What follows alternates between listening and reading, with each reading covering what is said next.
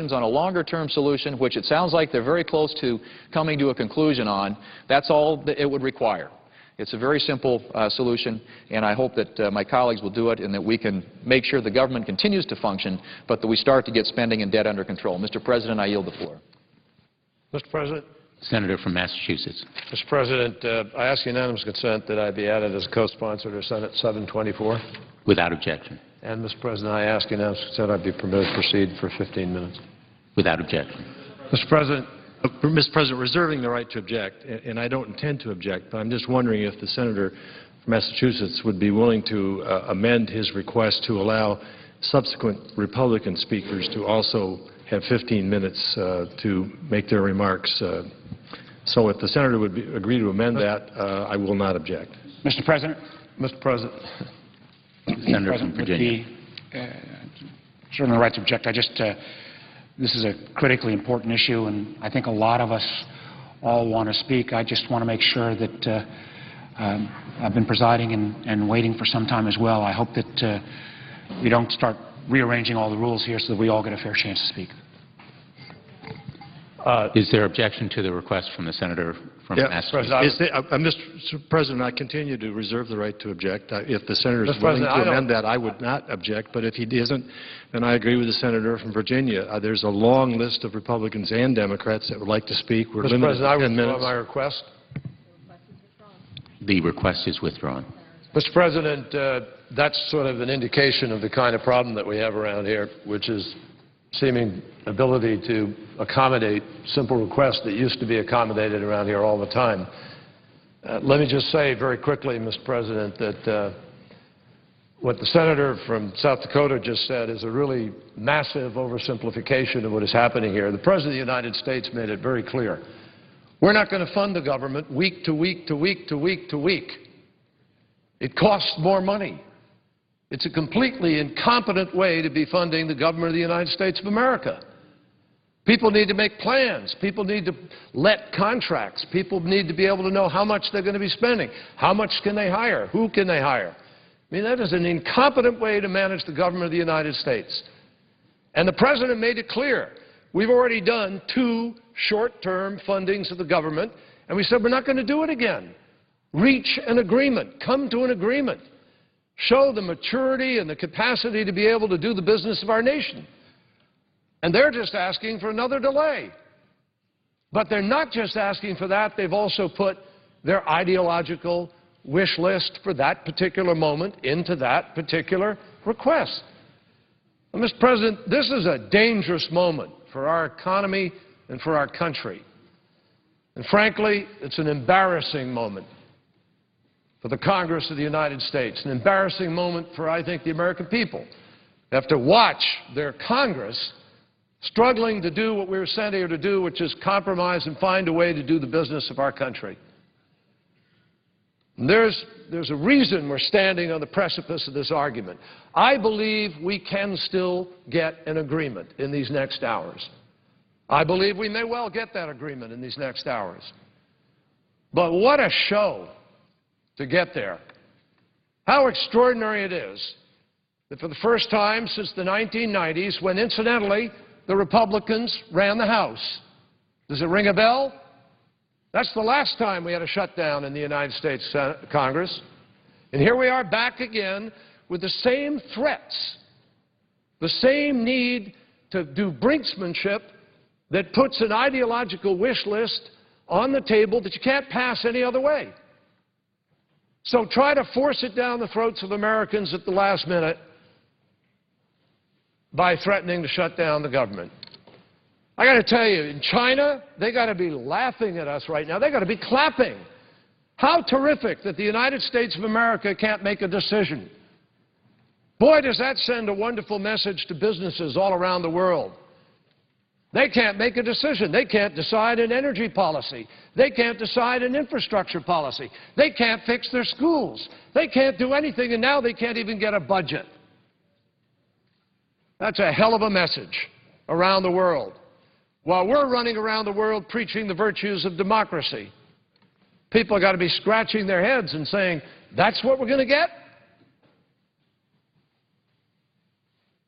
This is not because one side of the political aisle does not want to do what the other side of the aisle doesn't want to do in terms of cutting the deficit. This is not about the deficit. You only have to listen to Speaker Boehner and to the President, the Majority Leader, and others and add up the math.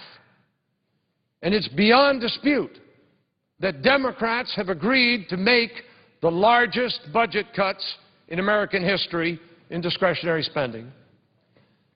It's also beyond dispute that we've agreed to travel far more than halfway. We're at about 73% of what they requested in terms of reductions. And last night, the President of the United States sat with Speaker Boehner and said, I agree to the number. This is not about the number. We agree with the number, providing we can also look beyond discretionary spending and look to the larger budget, which is the way you ought to be doing budgeting for the United States. We've compromised, Mr. President. We've agreed to well more than what is reasonable with respect to some of these reductions. So this is not about making cuts to the deficit. That's not what it's about. And America needs to understand that. In a negotiation, there's always a back and forth. There's a give and a take. But we're at this extraordinary moment in American history where a small group of people seem to be intimidating their own leadership. I mean, I keep hearing about what a tough position the Speaker is in. He's not in a tough position. He's the Speaker of the House of the United States of America. It's a job he always wanted. It's a job he wants to have. He asked for it. And his position is no tougher than anybody else here who has to make a cut on these kinds of issues. What are you for? But he's allowing a small group, a minority within a group, maybe a minority of a minority, I don't know, but they're dictating. And they're saying, oh, we got to do this. We got to take America right up to the brink, right up to the edge, and show to the world that we're not able to do our business in a quiet and responsible and thoughtful way. Rigid ideology is threatening to shut down the federal government of the United States. And let's not play games and pretend that some short-term stopgap measure when the President has said we're not going to do that anymore. It's no way to run the government and it costs more money. And they're doing this with impunity because all the voices of moderation and common sense, all the voices on the other side of the aisle who say we don't want to shut down the government, and they really don't. I know some of our colleagues on the other side of the aisle. They get it. They don't want to do this. But either they're not being listened to or something's happened over there where there's a level of anarchy within the institutional process of the Congress that is dictating where we are. So, Mr. President, why is it that 100% of the cuts that we are being asked to make are coming from only 12% of the budget? I mean, there isn't an American who'll sit there and say, what do you mean? You mean only 12% of the budget is up for grabs and they're taking 100% of their cuts from the 12% of the budget?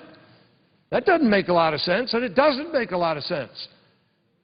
Defense spending, the Pentagon. Are you telling me that every system that we're buying over there, that the procurement process of the Pentagon is so perfect that we can't make some cuts? But they're not trying. That's not on the table. Everybody knows the big items of our budget deficit are Medicare, Medicaid, Social Security. Those aren't on the table. They're not being considered. How can you say this is not ideological when the only things that are being cut are the very things that some people have been trying to cut for 40 years, that they oppose as a matter of principle in their entire political life, and they can't get them any other way, so now they're trying to jam them down the American throat by saying we're threatening to shut down the government of the United States. Mr. President, this isn't about the budget deficit. If it were, we would have made the largest cuts in American history because we've agreed to those cuts. Because every single one of us understands why we're in the predicament we're in. Yes, we have a huge budget deficit and a huge debt. Now, I can't get over how quick my colleagues on the other side of the aisle are to forget about how we got here. Because when President George Bush became president, we had a $5.6 trillion surplus. We had balanced the budget. We did what we needed to do. And then they came in and passed 2 huge tax cuts for the wealthiest people in the country that they didn't ask for and didn't need, and all of a sudden we had a deficit. Of course, because they gave tax cuts on the credit card. And then we had 2 wars, one of which was a war we never had to have, the war in Iraq. $1 trillion. That's your deficit. And then they had all their cronies guarding the foxes guarding the coops, and the result was Wall Street ran away with American economic interests, and we had the housing crisis and the Wall Street crash, the greatest loss of wealth in modern times, and the result was the deficit and the debt went up, and President Obama came in, and we were losing 750,000 jobs a month the day he came into office. They forget that. They forget their complicity in that. So we are where we are now, Mr. President. The fact is that, this fight, you know what they've been trying to do? They've been trying to shut down the government if we don't get Environmental Protection Agency restraints into there, which they weren't able to win otherwise. They have about 65 different ideological wish list items now being reduced. But that's what the fight has been about for these last weeks. How much time do I have? The Senator's time has expired. Mr. President, I ask unanimous consent the remainder of my comments to be placed in the record as if read in full. But I just hope we're going to be responsible here. And I'm sorry that we're not able to have the normal kind of debate the Senate has on this.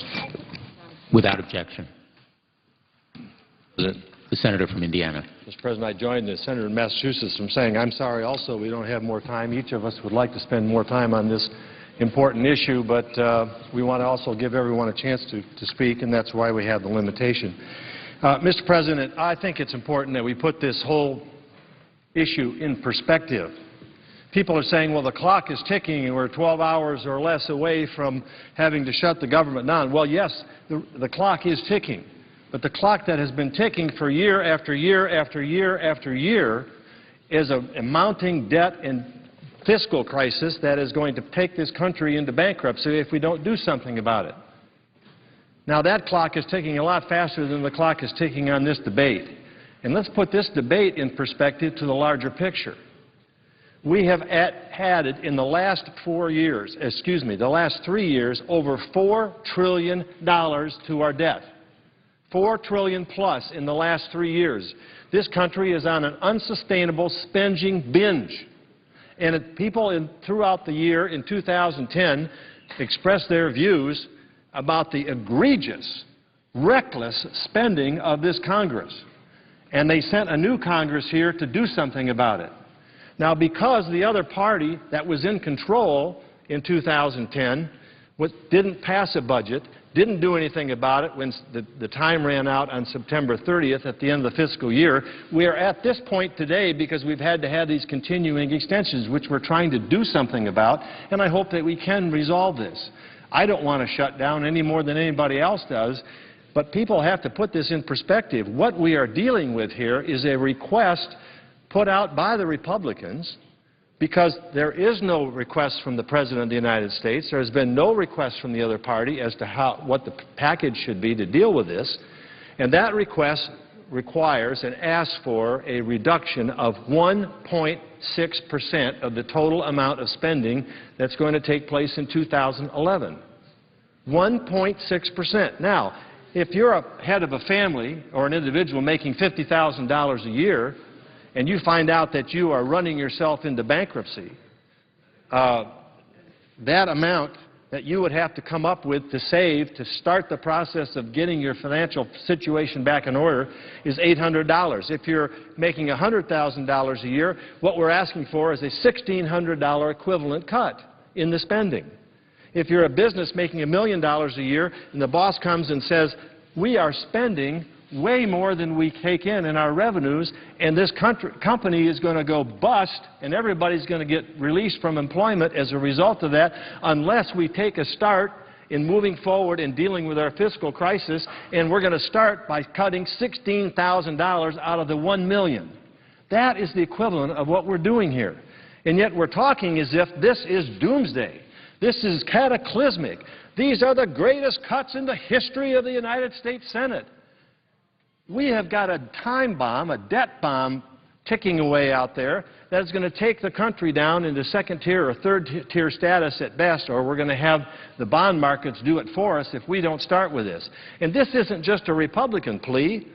Democrats, the President's own commission, headed by Erskine Bowles, who was the President's chief of staff, has said there has been no more predictable collapse facing America than this one, and we need to do something about it now.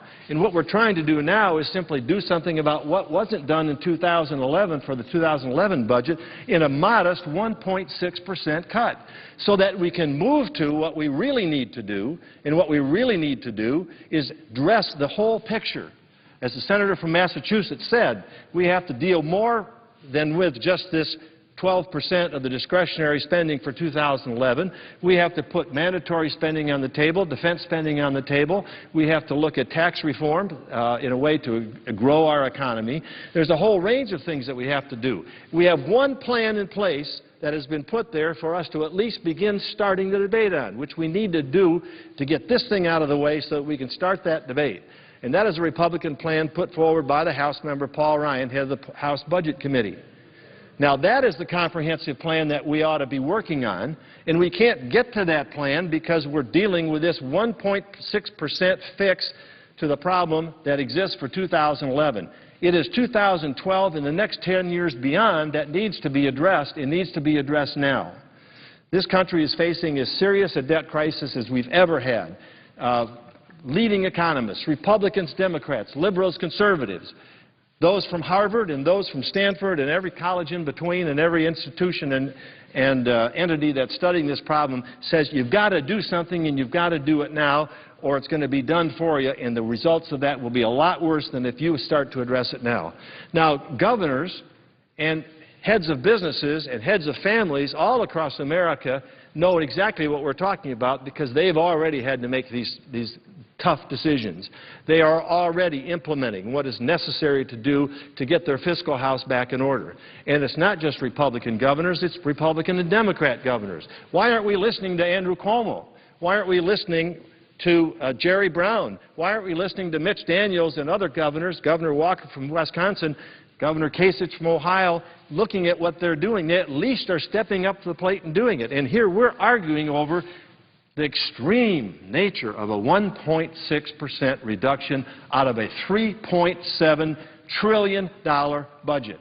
Revenues are coming in at $2.2 billion for a $1.5 trillion deficit, and we're talking about a 1.6% cut out of all that, as if this is doomsday if we don't raise, even come halfway or a little more than halfway to this.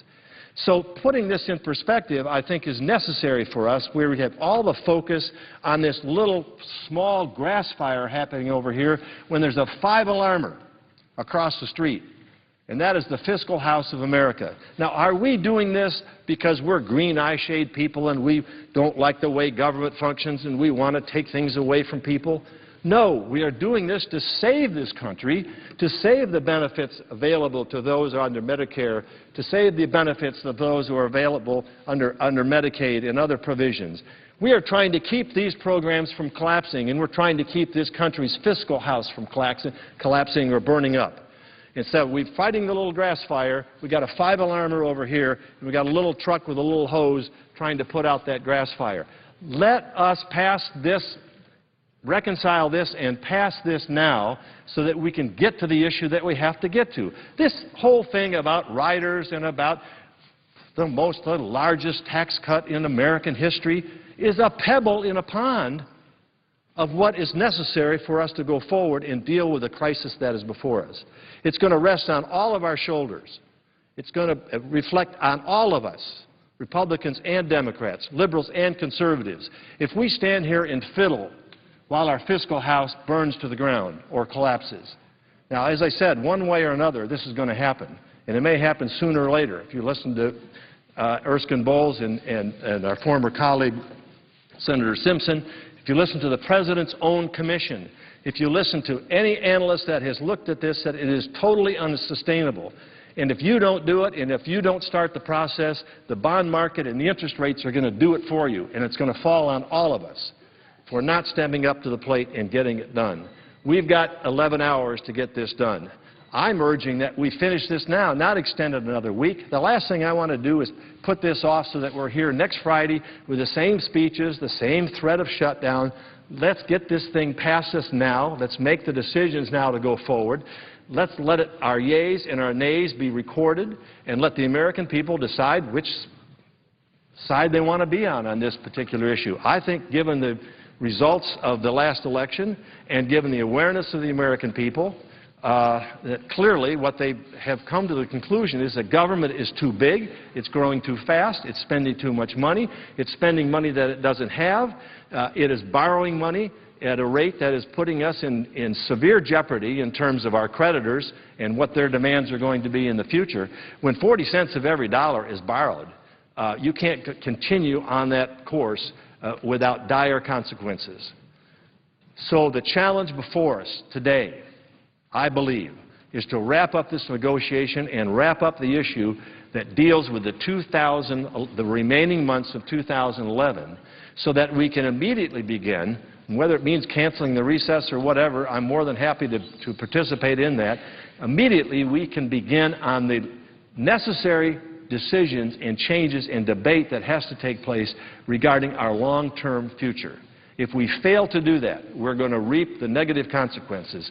And, Mr. President, I know my time is about to expire. I just simply plead with my colleagues, let's get past this little nothing of a skirmish here and keep this government functioning and get to work on what we absolutely have to do.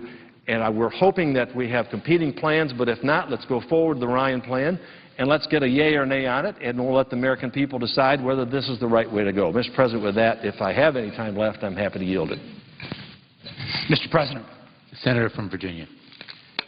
Mr. President, I wish I could say I was rising today just to have a debate about one of the normal issues we talk about. But like probably most of my colleagues, I rise today a bit embarrassed. Not a bit embarrassed, really embarrassed that we're here at this circumstance. People across Virginia cannot understand why we can't get this done. I had the honor of serving as governor of Virginia. I had a 2-to-1, I'm a Democrat, I had a 2-to-1 Republican legislature. We got things done. We compromised. We found that common ground that seems to be now viewed as a bad place to be. President, I agree with the senator from Indiana that whatever number we agree on today, that doesn't take us very far when you got a $1.6 trillion deficit and a $14 trillion debt. And if anything that this debate is showing is there's not going to be a way to get there unless we can frame this in a bipartisan way. I agree with the senator from Indiana. We ought to go ahead and take the framework of the Simpson-Bowles plan and put it forward, and there's a group of us, Democrats and Republicans, who are trying to do that, and I know there's a lot of other members who would like to be part of that as well.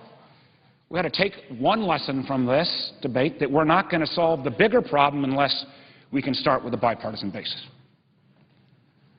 We've also heard this morning a lot of back and forth about what's holding this up. I'm not in the negotiating room.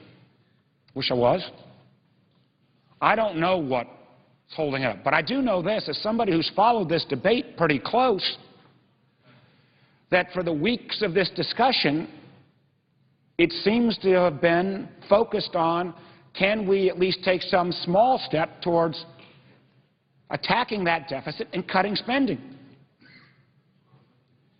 And it seems to me from every bit of the press reports I've read, and I would love to say that I've got the insider view. I think many of us senators who are not in negotiations are trying to act back and forth what's going on. But from all the press reports, it seems like until the last day or two, this has been about cuts and that there's been actually agreement on the number of and size of this first step of cuts.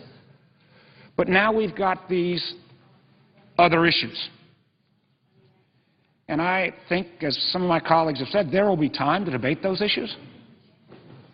But why in the heck would we roll the dice with not just 800,000 federal employees, but millions of Americans who rely on some level of continuity to have these extra social issue divisions right now?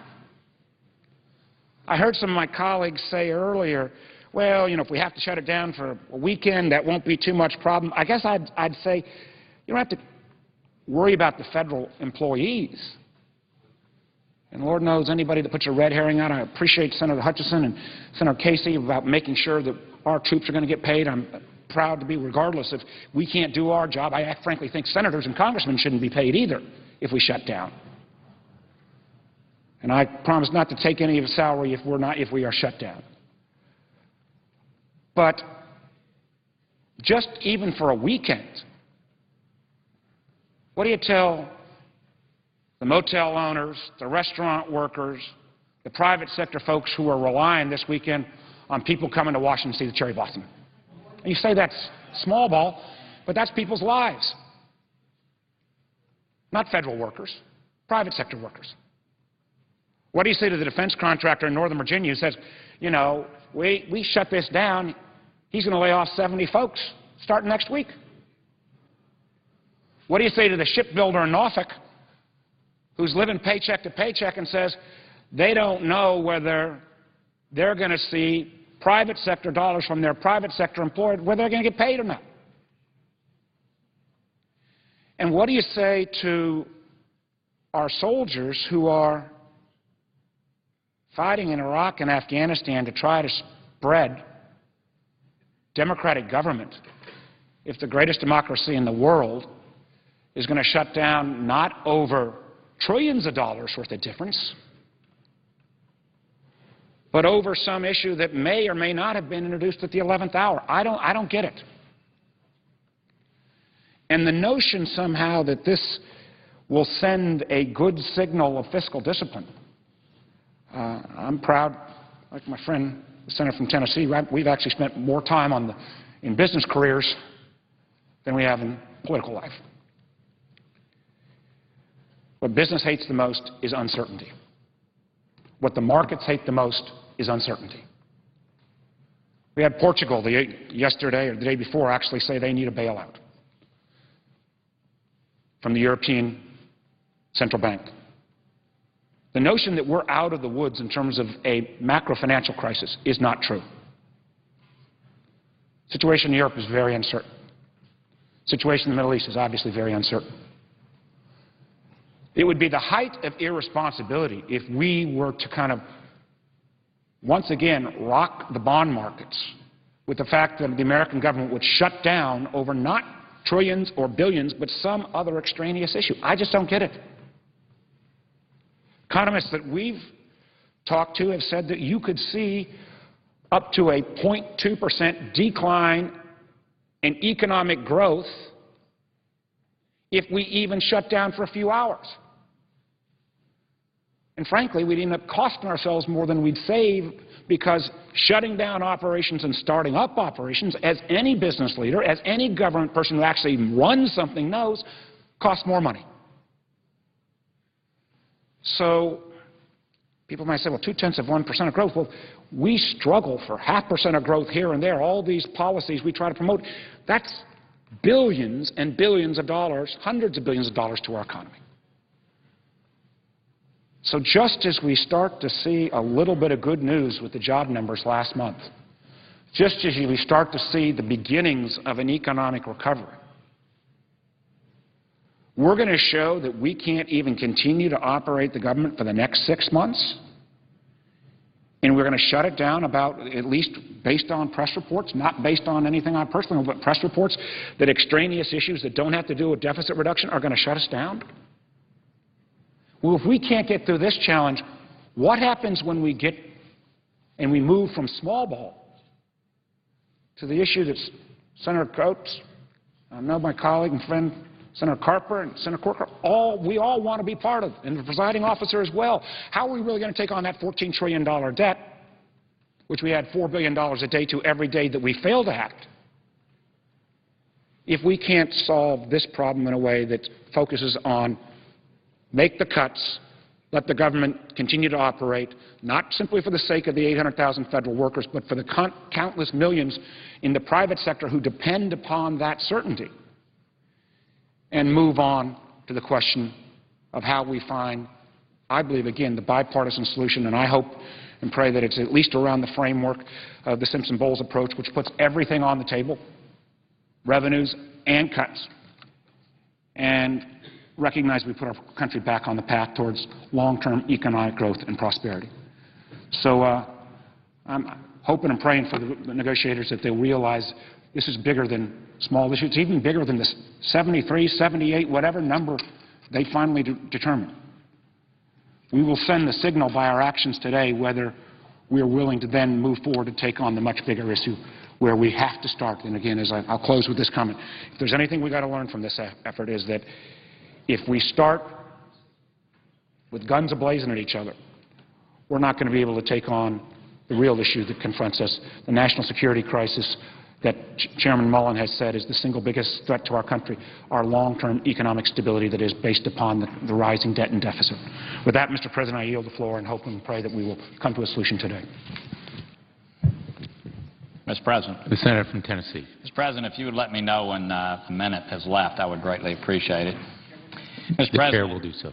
I rise to speak about our current issue, and I'm always glad to speak after my friend from Virginia, who I've enjoyed working on with so many issues, and I appreciate the work that he's doing right now to try to deal with the bigger issues that we have to deal with. I'm not going to waste a lot of emotion or say things that might look, we're involved in powder puff right now. I mean, we're dealing with a small amount of dollars. We've got $4.1 billion a day in deficit that we're spending, $4.1 billion a day. And so probably the negotiations that we're involved in today are maybe we're separated by 1 day of deficit spending.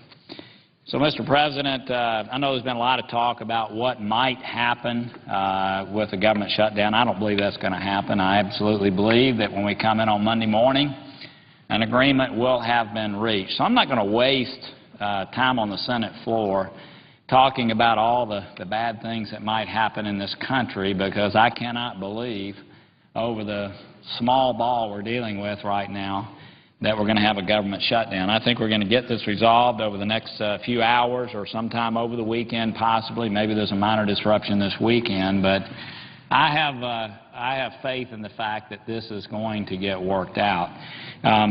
What I'd like to spend time talking about is the fact that we do have a crisis that's looming. I don't think it's this weekend, and I don't think it's over a continuing resolution that goes for the rest of this year.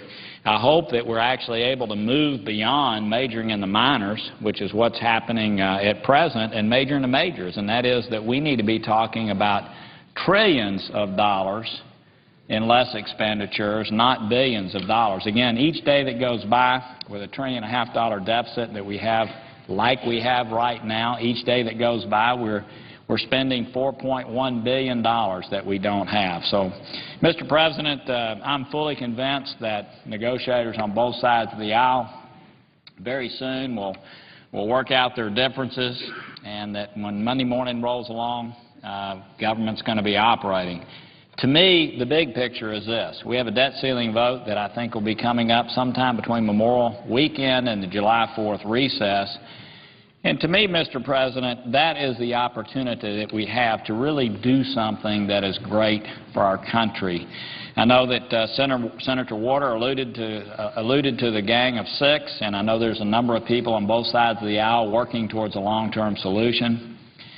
Claire McCaskill and I have offered a bill called the CAP Act that is gaining momentum. It has a number of Republican co-sponsors. We picked up another Democratic co-sponsor yesterday. And, Mr. President, it's very simple. It would keep us from doing the kind of thing that's happening right now. You know, one of the things that's most fascinating is today, and I know you just came from state government, Mr. President, today we're dealing with last year's business. And I think the thing that's most frustrating from those of us who've come from the business world or who've come from state government or who have been a mayor is this body, we never know where we're going. I mean, we're always debating things that should have been resolved a long time ago. And what we need to do in this body and what we need to do for this country is to figure out where we're going over the longer haul. And then we need to sit down together, both sides of the aisle, and figure out how we get there. We need to somehow create a fiscal straitjacket so that we know we're at all-time highs today, spending relative to our economic output. We had the same thing back in 1945, and candidly, even in the 80s, we got up to levels that were higher than they should have been. We have the ability to get back to the norm. We know that. We have to make some tough decisions to do that. But the CAP Act is a 10-page bill, and basically it says we will go from where we are today in spending over a 10-year period to our 40-year historical average of 20.6% of our GDP. Now, there are a lot of people in this body, and I'm not going to point fingers, that use the word extreme. Now, there's nothing extreme about that. I mean, that's sort of common sense, okay? And it puts everything on the table. What's fascinating to me is today we're debating some minor amount of cuts in discretionary spending. And everybody in this body knows if we cut all discretionary spending, by the way, includes defense, but if we cut all discretionary spending, including defense, we still could not balance our budget. And so what we need to do as a body is to look at everything, all the entitlements, all the mandatory spending, and we need to cap federal spending relative to our economy and take it down to the 40-year average over the next 10 years. I think everybody in this body is aware that that would save our country, per projected policy, $7.6 trillion. That would, by the way, I think it would force us as a body to have the discipline to take up many of the things that the Gang of Six is working on. We've already had Paul Ryan from the House show us that it can be done, and there are people who criticize that, and that's fine. There are multiple ways of solving this problem. But, Mr. President, the problem we have is politicians here in Washington do everything they can to avoid making a tough decision, right? I mean, back home, what we want to do is get the pain out of the way. Let's make the tough decisions so that we can have blue sky in front of us. Here, everybody wants to wait until the next election and hopefully move beyond their own election to deal with the tough issues that we have to deal with. That's just the way this body is. It's amazing that here we are in April dealing with last year's business. Again, both sides are involved in that. I'm not pointing fingers. But if we had a plan that we adopted a statutory bill where we agreed that we were going to go from where we are to where we need to be, our 40-year average, not extreme, over a 10-year period, it would force us to sit down and in a bipartisan way look at the big picture. Everybody knows cutting discretionary spending is small ball. Let me say that. It's powder puff. It's powder puff. We've got our nation at stake, and we're sitting here, you know, yelling at each other, saying things we shouldn't be saying to each other that take us nowhere over powder puff. It takes us no place. I feel like that here our nation is getting ready to have a fiscal crisis at some point, a year or two, and we're all here trying to score points with each other over something that at the end of the day in the scope of things, look, this is important, certainly. But there's no question that today we're majoring in the minors. I hope we can get by this, Mr. President. Move beyond this without creating even further divides between the two sides and people saying silly things about who's to blame and who's not to blame. It's silly. I mean, it's beneath us. The American people have to be watching us here with embarrassment. I'm embarrassed This is the most dysfunctional place I've ever been a part of in my life because, again, we never know where we're going. It's a privilege to serve. Don't get me wrong, privilege to represent and to be involved in these, but it's dysfunctional because we major in the minors.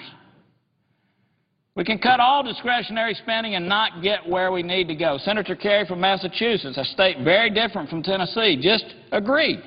We've got to deal with mandatory spending. We've got to deal with entitlements. We want those programs to exist for seniors down the road. We want them to exist for these pages. And we know in today's course they cannot happen. And we know without dealing with them, we cannot solve our country's fiscal issues. So let's move beyond this little episode that is beneath us, is silly, is small ball, is powder puff. Let's move beyond this over this weekend and reach an agreement. The cuts we're making are the biggest cuts that have been made.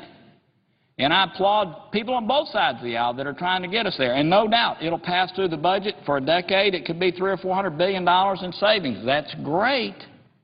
But we all know we need to be dealing with $7 or $8 trillion over that decade. And if we don't do that, we know that our country's fiscal future is in great jeopardy. And we lose in that the ability that we have to display American exceptionalism that all of us want to see us do. So I hope we'll stop talking about Republicans and Democrats.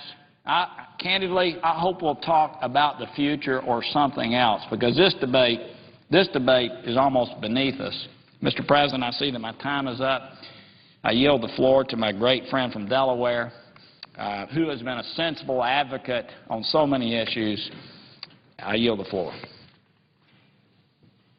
Mr. President. The senator from Delaware. Well, first of all, let me just say a special thanks to Senator Corker, not just for what he said on here about the issues that we face and path forward, but for the nice words he said about his friend from Delaware. And it's just a pleasure to serve with you, and thank you. Thank you for introducing me to the concept of teletown hall meetings, too, because we do a lot of those in Delaware, and I learned that from you. Mr. President, President has been likening the squabble that's going on here to like a family squabble, and between a husband and a wife. And he says what husbands and wives usually do is they figure out what their differences are, they find some middle ground, some compromise, and they work them out. One of the things I love to do is when I go up and down my state, I talk to people who've been married sometimes a long time, and I'm sure this happens with the presiding officer. People married 50 years, 60 years, 70 years, and I always like to ask them, what is the key to being married 50 or 60 or 70 years? And I get some really funny answers, some great answers as well. I'm sure you do too. But one of my favorite answers was a couple that said to me, it's the 2 C's. It's the 2 C's. And I said, well, what is that? And they said, communicate and compromise. That's really it, communicate and compromise. There's a little theme going on here with the former governor of Virginia, Senator Warner, former mayor of Chattanooga, Senator Corker, and a former governor of Delaware. And I just want to continue with that theme.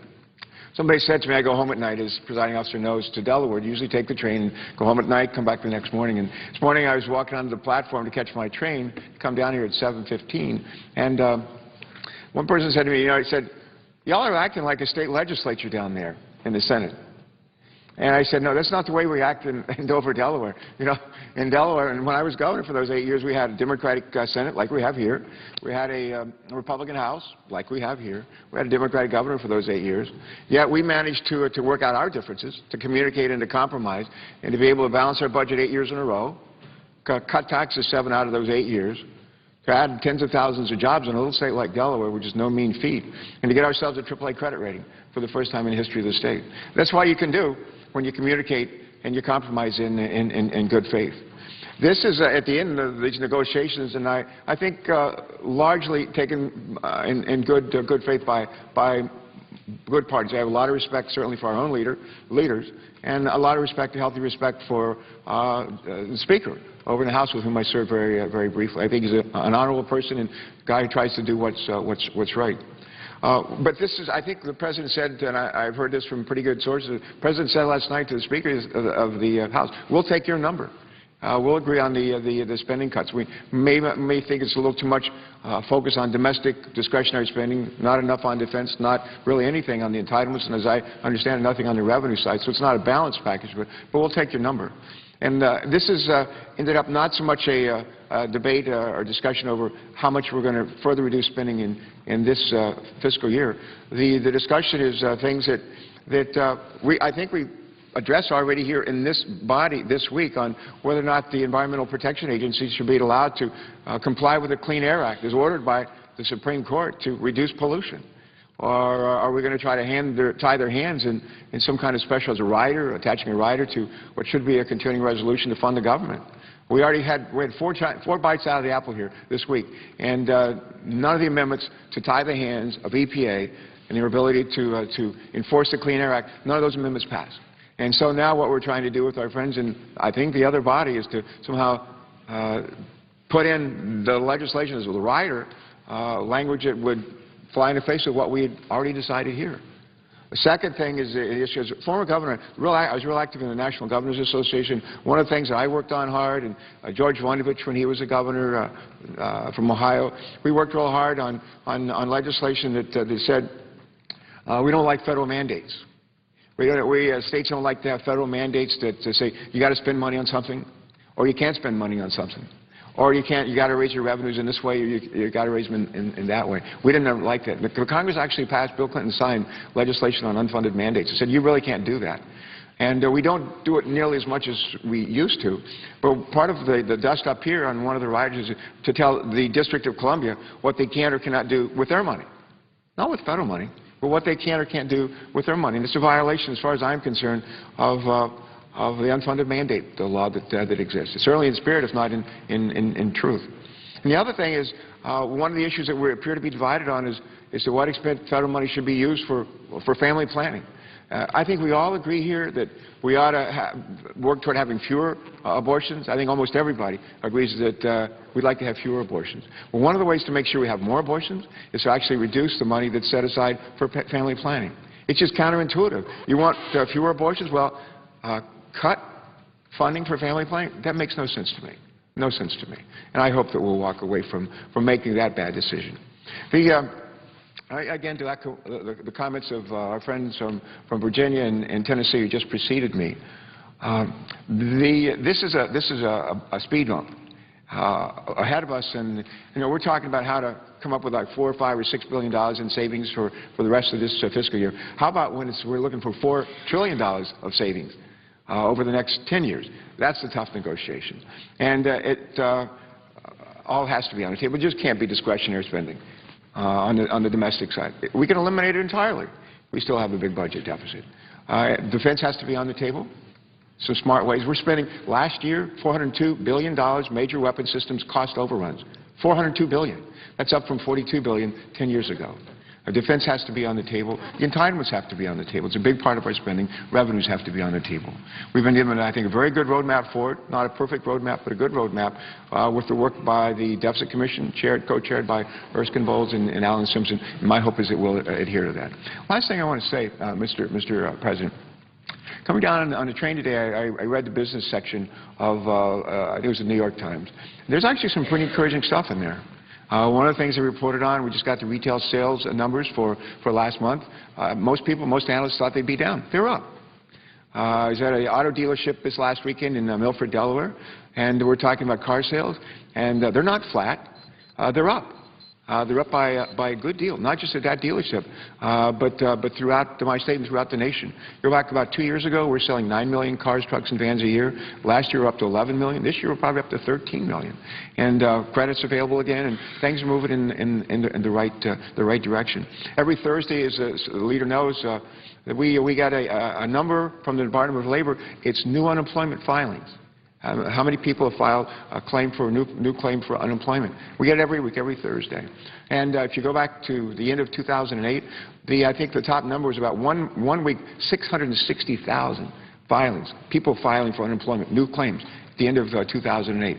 For yesterday, for the last week, we're down to about 380,000, 390,000. And when the number gets that low, we see new jobs being created. We saw a jobs number for March, new jobs, 220,000 private sector jobs being created. We're going the right way. We're going the right way. Finally, and the economic recovery is beginning, and we need to strengthen it. One of the worst ways to undermine it, or one of the best ways to undermine it, one of the worst ways we could do, is to add to uncertainty, add to unpredictability. I'm not sure who said this, but one of our colleagues before, maybe it was John Ensign over here who said this before, but one of the things that businesses need, want, the markets need and want, certainty, predictability. And one of the reasons why big companies are sitting on the sidelines, a bunch of them still, and not hiring people even though they're sitting on a lot of cash, is because of unpredictability. What are we going to do on the budget? Not just the short-term run-up, but what are we going to do about the big deal? For a 10-year plan, there are $3 or $4 or $5 trillion in savings.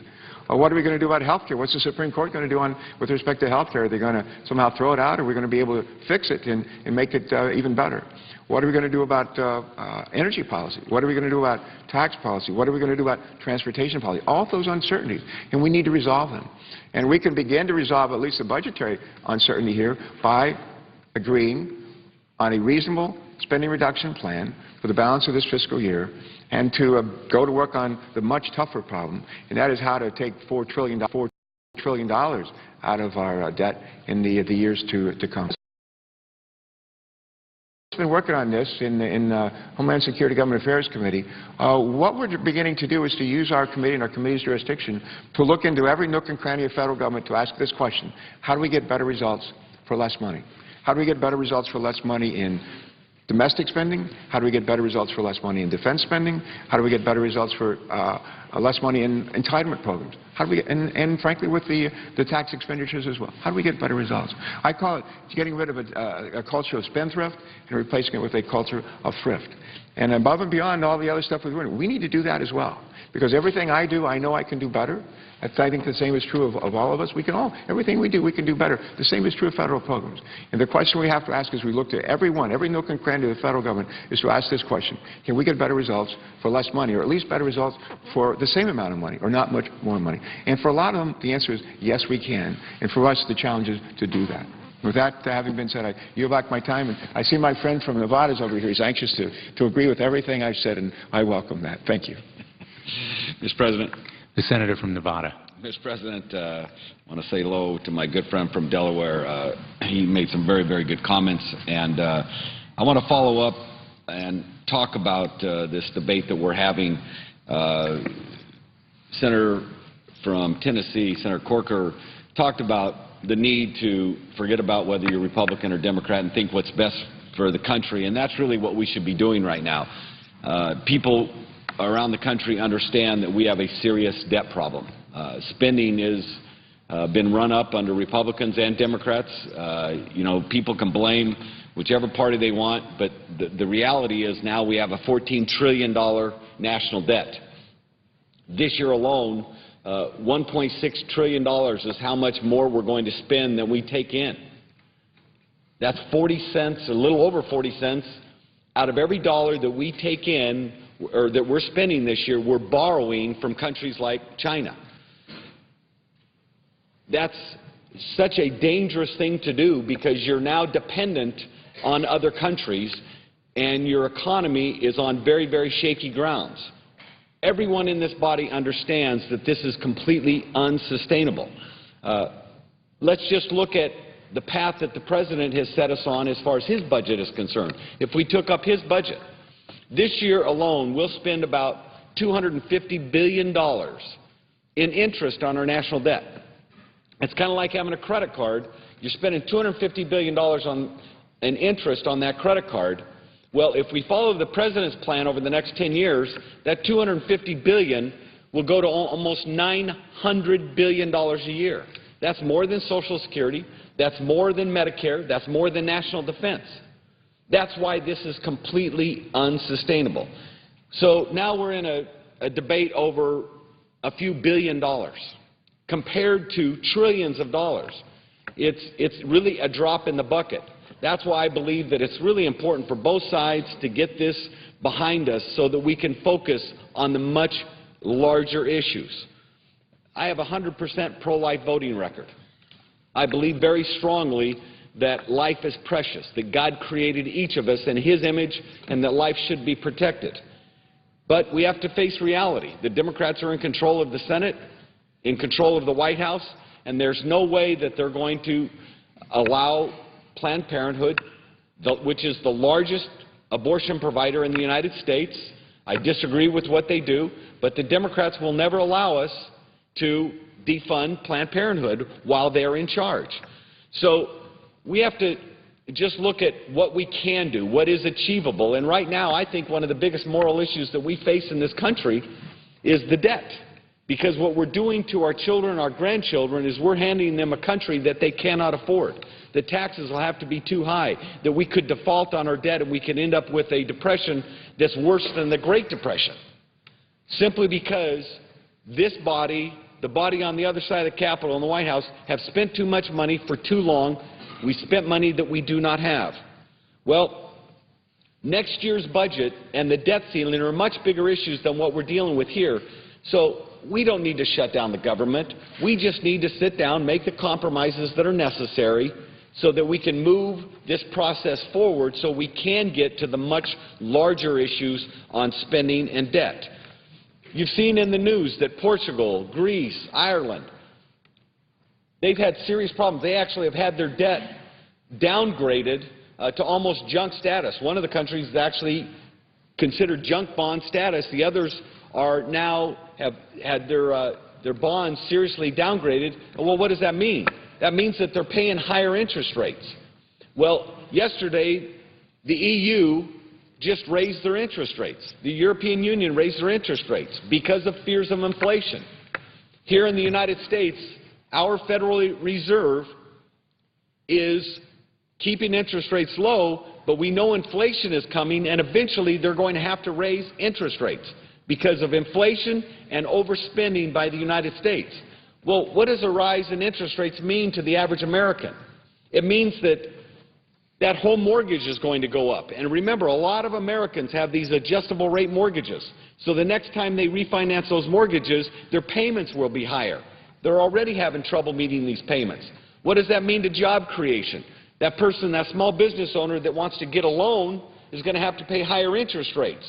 Well, that affects the cost of capital and whether they may be able to get into starting a business in the first place. So it's going to hurt job creations right in the middle of this very delicate little bit of a job recovery that we're having in the United States. So this spending is not some esoteric argument. And the debt, it is real. It affects real people's lives. And it isn't something that we can put off for another 3, 4, 5 years. We must deal with it now. We know that entitlements are the biggest part of the budget. Yes, discretionary is important. You have to deal with discretionary. You have to deal with defense. We overspend in defense in so many wasteful programs. But the big issue is really going to be entitlement spending. Congressman Ryan put out a very bold budget the other day, the first person really to come forward with a bold proposal to deal with entitlement spending in the country. The President's Debt Commission put out a proposal. The President, unfortunately, ignored his own debt commission and didn't put any of the recommendations in his budget. But both Republicans and Democrats are going to have to deal with this spending problem, this spending binge that we've been on. Otherwise, we are not going to have the same United States of America that we've all been enjoying our entire lives. We are literally going to become an economy that cannot exist the way that we exist today because we cannot afford it. Our debt will literally collapse the economy of the United States. There was a recent study that just came out by two incredible economists, Rogoff and Reinhart. This was a well-respected study by both sides of the aisle. And their study, what they did is they studied sovereign debt over the last 200 years of about 64 countries. And what they found is any time your debt reaches 90% of your economy or 90% of your GDP, when that happens, it will cause a net decrease of about 30% of your economic growth going forward. Well, those are numbers. What does it mean? It means a loss of jobs. In the United States, over 1 million jobs will be lost that would otherwise be created. This is real stuff. Well, where are we in the United States? Currently, we're about 94% of GDP. So we're already there. And it's going to get worse and worse, and that's why this debate that we're having over spending is so critical that we get it under control and we forget about which party is going to have political advantage. I'm one of those senators, there's quite a few of us who are not running for re-election. Well, Everybody in this body needs to forget about whether they get reelected and do what's right for the country. It is so critical right now that we put our country first. Now, the House Republicans have sent over a proposal that would do a couple of things. One is it would fund the troops. Let's don't let our military come to work and not get paid. That would be ridiculous. So let's at least fund the troops, pass this 1-week spending proposal that would fund the government. It does cut $12 billion out. The only rider in there that's significant is the D.C. abortion rider that says that D.C. can have funds to provide abortions. This is something that was in law that President Obama signed into law in a bill that many Democrats on the other side have signed. So it should not be that controversial. In the meantime, since we have agreed on the spending number, we can work out some of these other things that are controversial in the next week. I believe that that's the right thing to do so that we can keep the government open, so people can continue to get their paychecks, so people can continue to visit national parks, and on and on and on. We all know that the problems if the government shuts down. So, Mr. President, I think it's critical that let's start doing what's right for the country instead of just what's right for somebody's reelection. Let's sit down and make the serious, tough choices so that we can put this country on the right path. Mr. President, I yield the floor.